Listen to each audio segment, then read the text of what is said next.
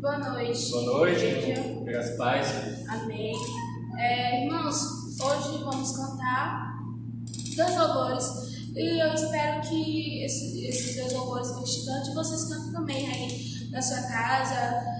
Pode ser em qualquer lugar, pode ser no banheiro, pode ser no quintal, pode ser no quarto, até na rua, onde você estiver, pode cantar. É para honra e glória do nosso Senhor. E não precisa ter vergonha. E é isso. Em meio de todo esse negócio que está acontecendo no mundo, né? Essa pandemia, essa foi uma forma que nós encontramos de a gente não parar, de estar adorando, louvando. Nós queremos estar levando o Evangelho, a celebração, né, até a sua casa. Creio que todos estão tendo seus cultos domésticos normais e essa é uma forma que nós encontramos para estar mais perto. A gente está passando muito tempo sem se ver, né? E já estamos com saudade, com bastante saudade. Eu mesmo falo por mim que eu estou com muita saudade da igreja, dos cultos. Eu estou bastante. Não é só dos cultos, mas de todos. De todos. Como eu falei, as programações da igreja, né?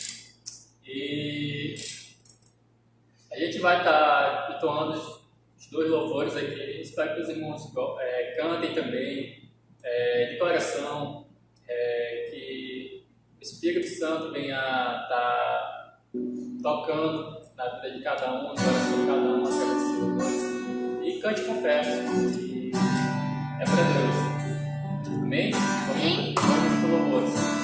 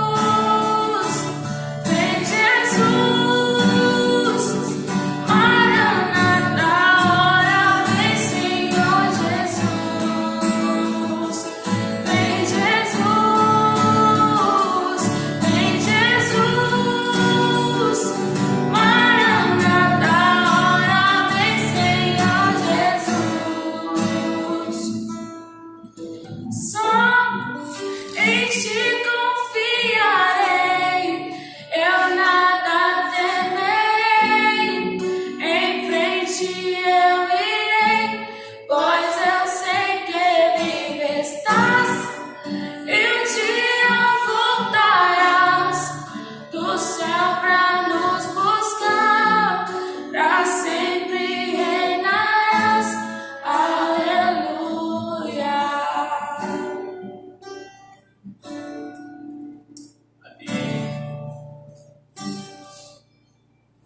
Nós vamos estar entrando no louvor aqui, bastante conhecido também. Os irmãos conhecidos, fica à vontade para estar entoando.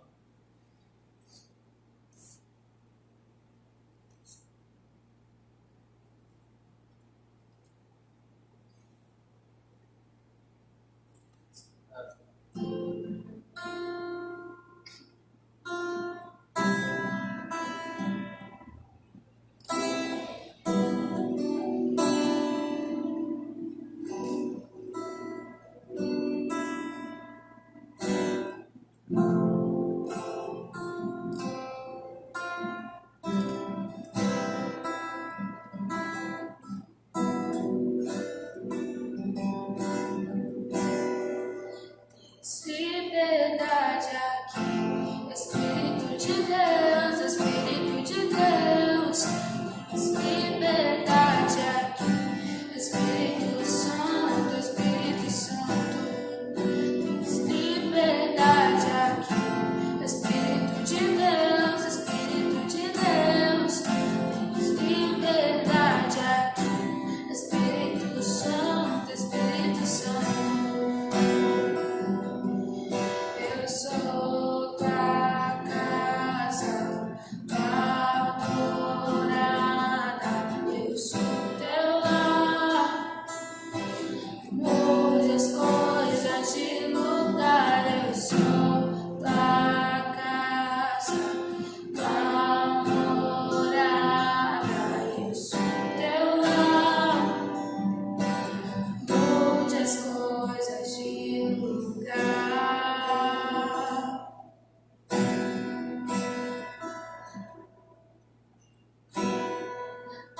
Se verdade aqui, Espírito de Deus, Espírito de Deus.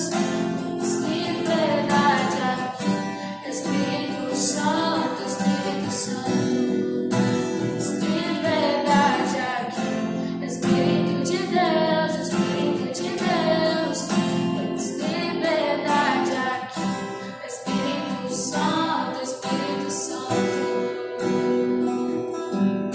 Eu sou tua casa, tua morada, eu sou teu lar. Mude as coisas de lugar, eu sou tua casa, tua morada, eu sou teu lar. Mude as coisas, o teu perdão é completo, o teu perdão é completo. Ele sara minha alma, ele sara minha alma. O teu perdão é completo, o teu perdão é completo. Ele sara minha alma, ele sara minha alma. Eu sou tua casa, tua morada, eu sou teu lar. Mude as coisas de lugar, eu sou tua casa, tua morada, eu sou teu lar. Mude as coisas de lugar.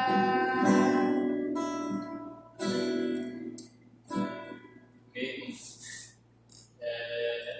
Espero que esse louvor tenha tocado no coração dos irmãos. E mais uma vez queria agradecer a cada um que está nos assistindo essa noite. E que tenhamos que estar orando sempre, todos os dias, né, para que essa igreja venha passar logo e logo estejamos juntos novamente, reunidos, que vamos ter comunhão. Amém? Quero que você fique agora com a palavra do pastor Moisés, e uma palavra bastante edificante, que essa palavra ainda está tocando mais uma vez no coração dos irmãos. Amém? A palavra está impactando essa noite.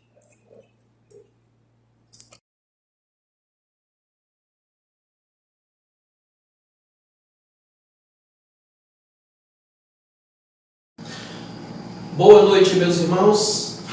Mais uma vez nós temos a oportunidade de termos esse momento de louvor. Já cantamos alguns louvores, né?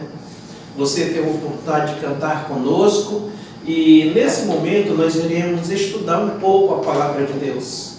Você lembra que semana passada nós tratamos sobre a beleza da salvação? Pedro falando para a igreja, para o grupo de irmãos que estavam dispersos, que foram perseguidos, o quanto é importante a gente atentar para essa salvação em Cristo Jesus. Pois bem, hoje à noite nós iremos tratar a segunda parte desse estudo de Pedro. Pedro divide o capítulo 1 em duas partes. Primeiro ele fala sobre a salvação em Cristo Jesus, que é a causa. Depois, a partir do versículo 13, ele fala sobre a santificação, que uma não pode andar sem a outra. Nós não podemos dizer que somos salvos se nós não praticamos a santificação. Então Pedro queria ensinar aos irmãos, e ele tratou isso a partir do versículo 1 até o versículo 12, sobre a salvação, mostrando a importância, mostrando que ela é assegurada por Cristo. Mas a partir do versículo 13, ele vai tratar agora sobre a santificação. Ele vai trabalhar a santificação na vida do cristão. Então eu queria que você abrisse suas Bíblias aí para o capítulo 1 de 1 Pedro, capítulo 1, a partir do versículo 13. Nós vamos ver isso, a importância de vivermos essa santificação. Lembrando que santificação não é um ato humano, é um ato de Deus, soberanamente de Deus, sobrenatural de Deus. E também não é um ato único como a salvação, é progressivo. Todos os dias nós precisamos caminhar em direção a essa santificação. Veja na sua Bíblia, no capítulo 1, versículo 13, quando o apóstolo Pedro ele fala para aqueles irmãos, ele diz: por isso, cingindo o vosso entendimento, sede sóbrio e esperai inteiramente na graça que vos está sendo trazido na revelação de Jesus Cristo. Como filhos da obediência, não vos moldeis às paixões que tinhas anteriormente, na vossa ignorância. Pelo contrário, segundo é santo aquele que vos chamou, tornai-vos também santo em todo o vosso procedimento, porque está escrito: sede santo, porque eu sou santo. Vamos orar novamente?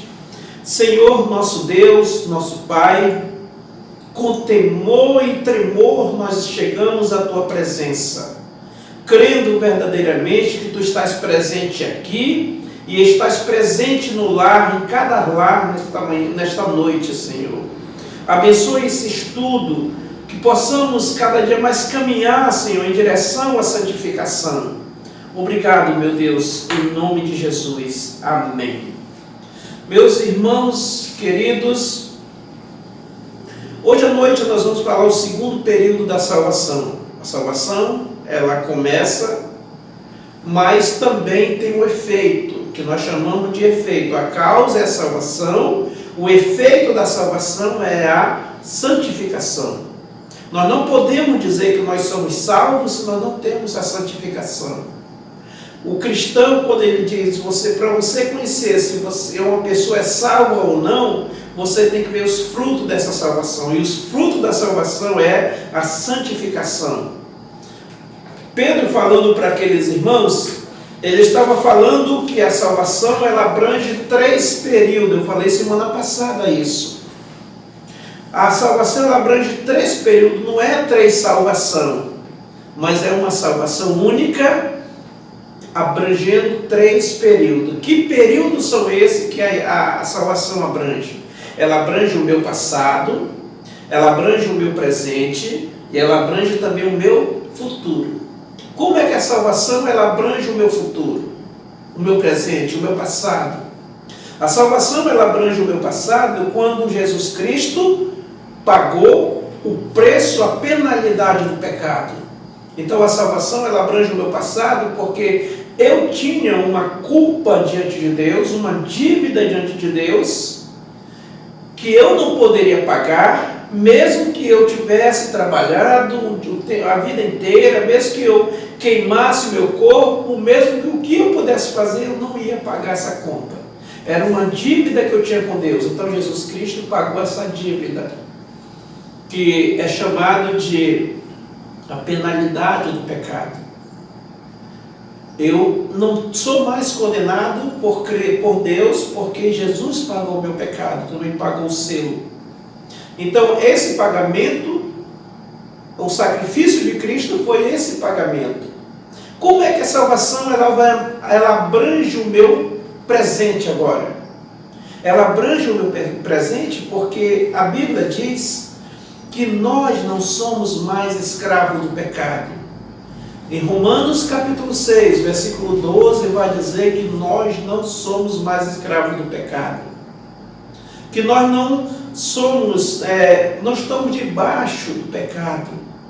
O pecado ele não tem domínio mais sobre nós.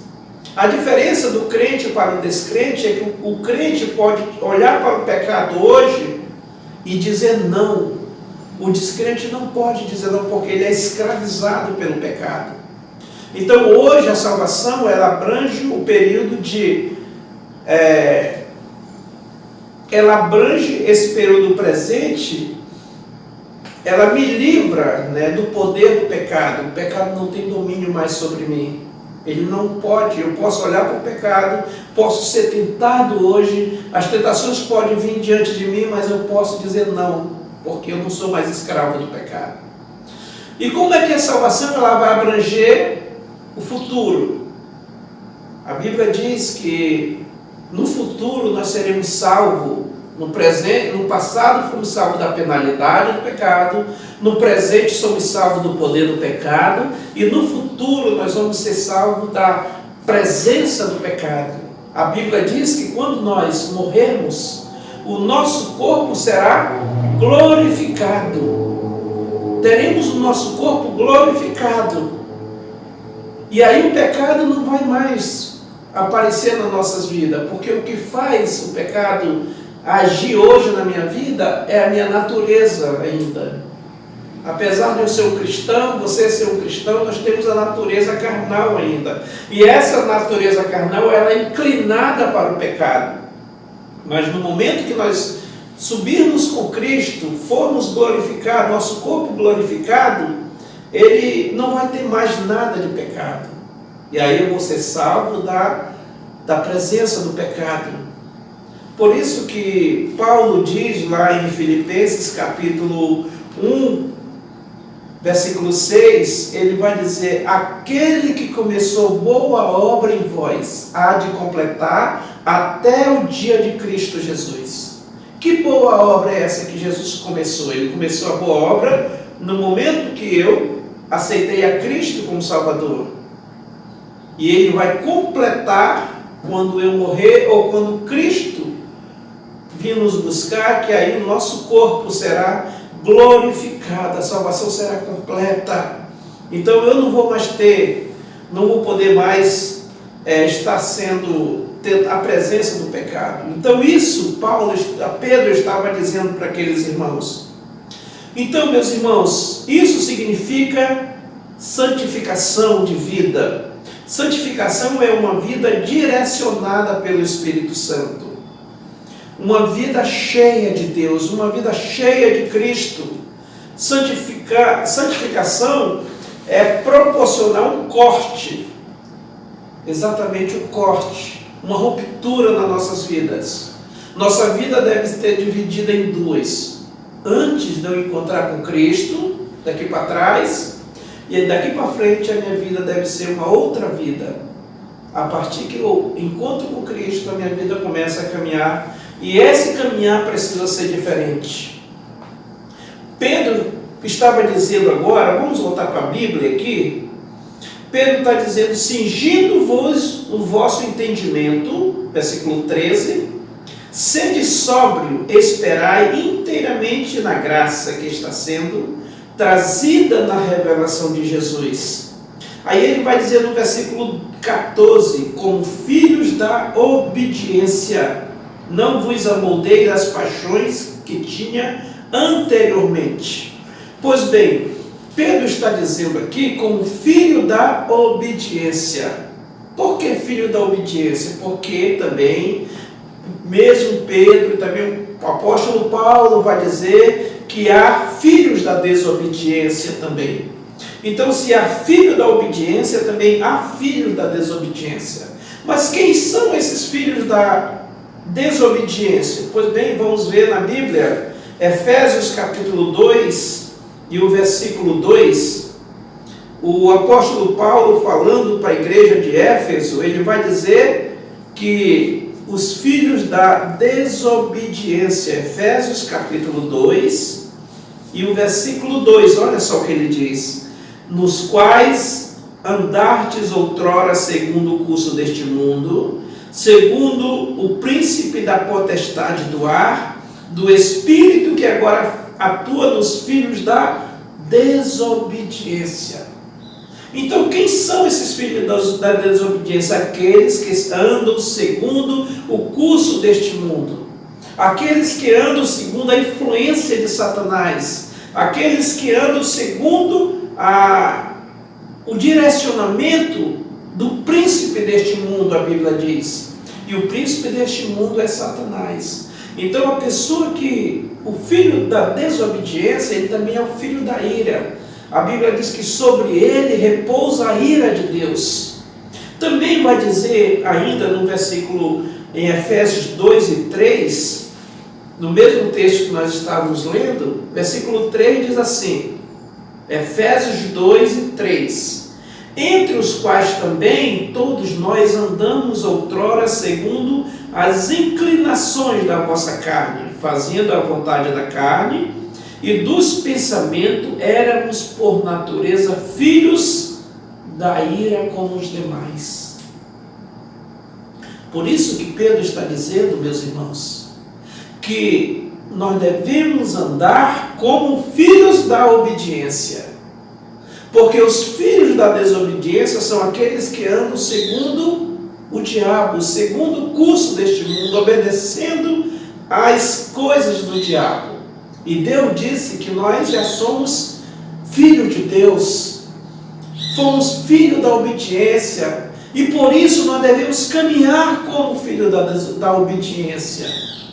Você, como cristão, você não pode andar como filho da desobediência, tendo aquelas características, andando segundo os pensamentos, segundo o curso deste mundo, andando sobre as influências do inimigo. Você é o filho da obediência. Então, Pedro está dizendo isso: não andeis como filho da desobediência, mas como filho da obediência. E agora no versículo 14, ele diz: não vos amoldeis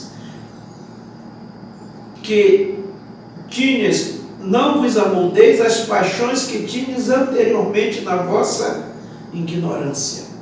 Pedro está dizendo agora no versículo 14, no final, que nós, como filhos da obediência, nós não devemos nos amoldar.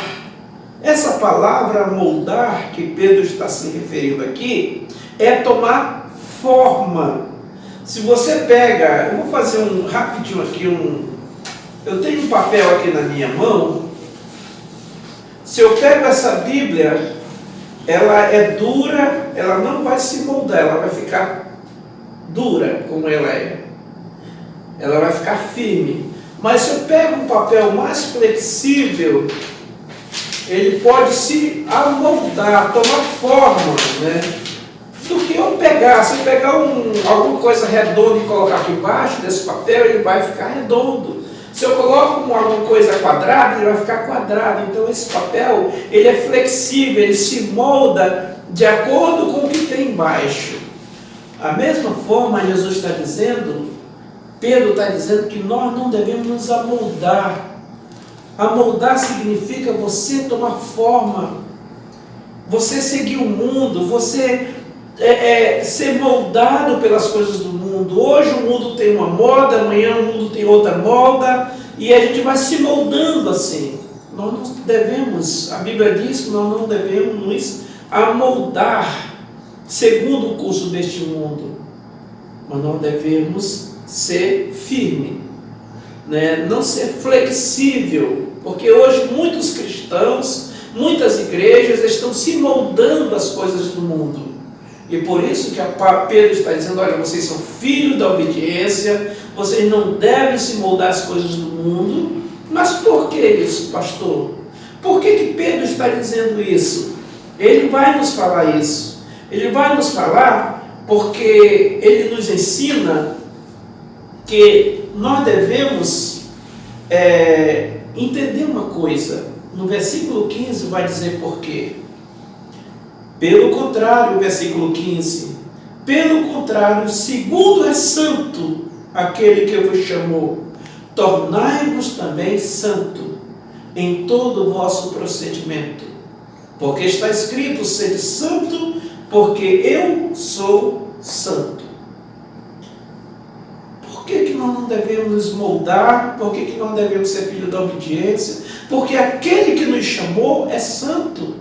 E Ele quer que nós sejamos também santos. Se Ele é o nosso Pai, se nós temos as características do nosso Pai, se nós temos a característica do nosso Pai, nós também devemos ser santos. Nós devemos também viver uma vida de santidade, porque Ele espera isso de nós. Então diz aqui que nós devemos nos amoldar, não nos amoldar segundo as paixões do mundo, porque aquele que nos chamou é santo, e nós devemos também ser santo em todo o nosso procedimento. O que é procedimento? É na sua maneira de viver, é no seu caminhar, é nos seus negócios, é na sua casa, em todos os lugares. Naquele momento que você está só, que ninguém está vendo você, nós precisamos ser santo, porque aquele que nos chamou é santo. No Antigo Testamento, esse versículo 16, todo Israel conhecia isso. Existia no Torá é 5 livros da lei. Gênesis, Êxodo, Levítico, Número e Deuteronômio, 5 livros da lei, é chamado de Torá. Só no livro de Levítico nós vamos ver que existe 366. Aliás, em todo o Torá, que é os 5 livros da lei, tem 366 falas, Deus dizendo, eu sou santo, tornai-vos santo porque eu sou santo. E existe só no livro de Levítico 85 vezes o Senhor falando, seja santo porque eu sou santo. Santidade, meus irmãos, é algo que não é opcional a nós.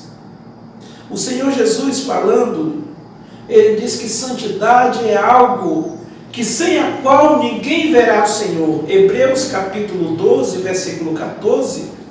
Eu gostaria de ler esse versículo porque ele é muito forte para a gente entender isso. Ele diz assim no livro de Hebreus capítulo 12, versículo 14, ele diz, olha só o que ele diz, segui a paz com todos e a santificação, sem a qual ninguém verá o Senhor. Santidade é uma exigência de Deus, não é opcional. Você não pode dizer, eu quero ter ou quero ser santo ou não. É opcional do crente. Todo crente precisa ser santo, porque sem a qual ninguém verá o Senhor. Por que Deus está dizendo aqui, sem a santificação ninguém verá o Senhor? Porque a santificação é um fruto da salvação, é a a sequência da salvação, é o efeito da salvação. Se você não tem a santificação, automaticamente você não pode dizer que é um crente. Existem muitas pessoas por aí dizendo que é crente, mas vivem uma vida totalmente errada. E a gente não pode, a Bíblia diz que a santificação é o fruto, é o efeito da salvação. Por isso que Jesus está dizendo aqui, sem a qual ninguém verá o Senhor. Você quer ver uma outra frase do Senhor Jesus? Está em 1 Tessalonicenses capítulo 4. 1 Tessalonicenses capítulo 4, o Senhor Deus vai falar sobre a santificação. Ele vai dizer, meus irmãos, que a santificação, 1 Tessalonicenses capítulo 4. Olha só o Senhor Jesus. No versículo 1 ele diz assim: finalmente, irmãos, nós vos rogamos e exortamos no Senhor Jesus, que como de nós recebeste, quanto à maneira de como devemos agradar ao Senhor. Paulo está dizendo aqui à igreja a maneira de como agradar a Deus. E aí no versículo 3, o Senhor vai dizer: pois esta é a vontade de Deus, a vossa santificação. No versículo 1, Paulo está dizendo: se nós queremos agradar a Deus, nós devemos fazer algo, a vontade de Deus. Paulo está dizendo: se você quer agradar a Deus, você precisa fazer a vontade de Deus. Mas qual é a vontade de Deus? No versículo 3 está dizendo: esta é a vontade de Deus, a vossa santificação. Então você, agradando a Deus, você pode agradar a Deus fazendo a vontade de Deus. E a vontade de Deus é que você seja santo. A igreja de Jesus Cristo é santa. Um dia nós vamos sair deste mundo. Um dia nós vamos estar com Deus. Às vezes nós lutamos. A santificação é um degrau que todos os dias nós devemos subir esse degrau. É um degrau, todos os dias eu preciso ser santo, hoje mais do que eu fui ontem. Amanhã eu preciso ser santo mais do que eu fui hoje. Então é assim que funciona. Que Deus lhe abençoe. Estamos finalizando esse texto mostrando a importância da nossa salvação. A importância da santificação. A santificação diferencia que nós somos o povo de Deus. Que nós somos salvos em Cristo Jesus. E que Deus abençoe a sua vida nesta noite. Que Deus esteja mostrando para você o efeito da salvação, que é a santificação. Eu gostaria de orar com você e convidar você novamente para estar no próximo dia, no nosso culto à noite. E que Deus lhe abençoe. Curve a sua cabeça e oremos ao nosso Deus. Pai, no nome de Jesus, eu ministro uma bênção, Senhor, sobre cada irmão que está assistindo este culto, essa pregação. Sabemos que hoje nós não podemos estar no corpo a corpo, Senhor, tendo aquela comunhão com nossos irmãos, mas nós sabemos, ó Deus, que nós somos um povo santo, um povo separado, um povo para a glória de Deus. Abençoa, Senhor, abençoa cada um dos irmãos. Dê uma noite abençoada, Senhor. Livra de todos os maus, Senhor. Dê uma semana próspera a partir de amanhã, Senhor. Em nome de Jesus Cristo, nós agradecemos. Amém. Queridos, que Deus lhe abençoe. Esta foi a palavra de hoje. E que Deus abençoe. Boa noite na paz do Senhor.